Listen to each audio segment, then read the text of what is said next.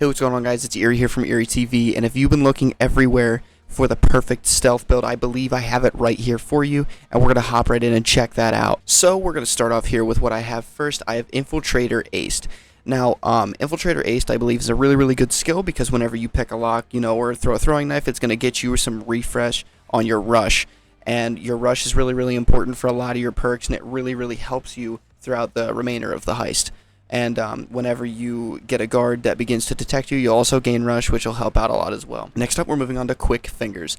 When you do have rush, you can successfully pick any lock in one go, which is really helpful for any, really quick time scenarios where a guard's coming and you have to pick something quickly. Next, moving on, we're going to go to Bagger. I believe Bagger is really good because just in case a guard's coming, something's happening, you need to bag something up quick. If you have that rush or they begin to detect you, you could bag something 50% faster and get out of there before he fully detects you and you lose your stealth mission. Moving on to the next thing, I have Escapist, so whenever you sprint for 3 seconds, you can gain rush.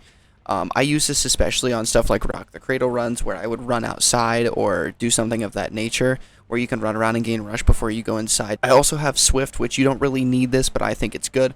It increases your base sprint speed when you're masked. So it increases it just by 10%, but you can definitely feel it, and it definitely helps if you are doing things masked. If you're doing things unmasked, it won't really do anything for you, but if you are putting your mask on, it is going to help. Next up, we're going to pop over to Manipulator.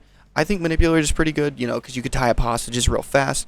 And once you can do that faster, you can get them up and out of there faster just in case a rotating guard is coming or you have some other issue that you need to move them for any other reason. Moving next, we go to the Grifter tab. As long as you are masked off, if you are within a 1 meter of a civilian or an employee, you will gain rush. So this is really helpful, again, on stuff that you're trying to do quickly, like the Rock the Cradle, where you can go next to a civilian and run straight through and it'll instantly picklock anything. It is just really helpful. Next, we'll move on to the walk. When you're unmasked and you have rush, cameras will not detect you in private areas. If you're doing something illegal like opening a door that you're not supposed to or whatever, it will detect you. But this is really helpful, especially when you're doing stuff for the unmasked. Like when you do the Golden Shark heist, you can do it completely unmasked, and this is really helpful. Moving on to the social engineering.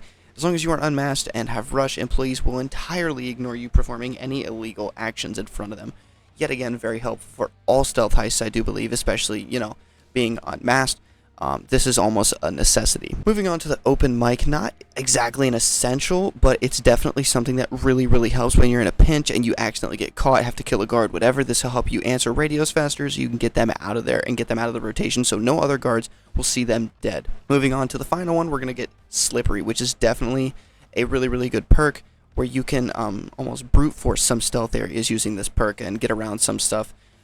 This is definitely really helpful, and the Grifter skill tree in general, I believe, is essential to a stealth build. Alrighty, moving on here to the Hacker skill tree. Hacker, I think, is really good for stealth builds. I think it's almost a necessity in some places. You can hack cameras to gain access to the area's CTV systems. This is a function as you access the heist security room, and you get a runtime. Moving on to the secure loop. You can use one runtime to make the security cameras you're controlling loop its footage, which makes you can basically just run back and forth in front of the camera and it will not detect you.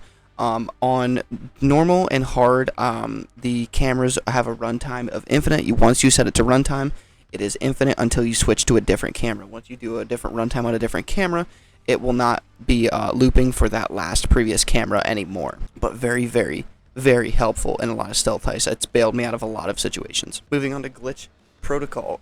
When a guard's walking by, you need to do something quick. When you need to distract them, run by them, anything like that. For 5 seconds, you can hack the radio and they will not detect you or anything like that. It does have a 1 minute cooldown, which you have to put into play. So you can't do one and then another. You have to just do one.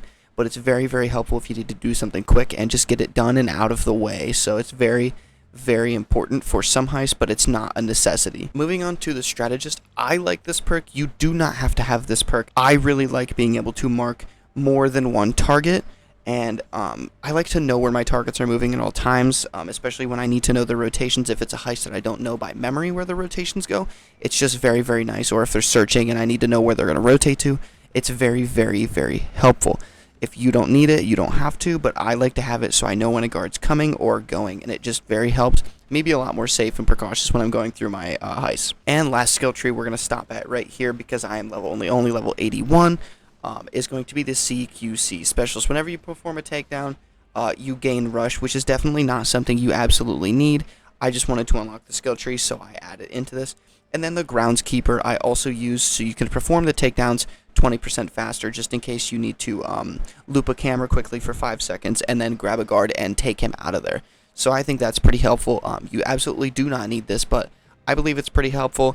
You could definitely use it somewhere else, but for me, this works, and this is the good stealth build for me. Thank you guys very much for coming and watching this video. If you found this helpful, please let me know down in the comment section below, and I will see you guys in the next one. Later.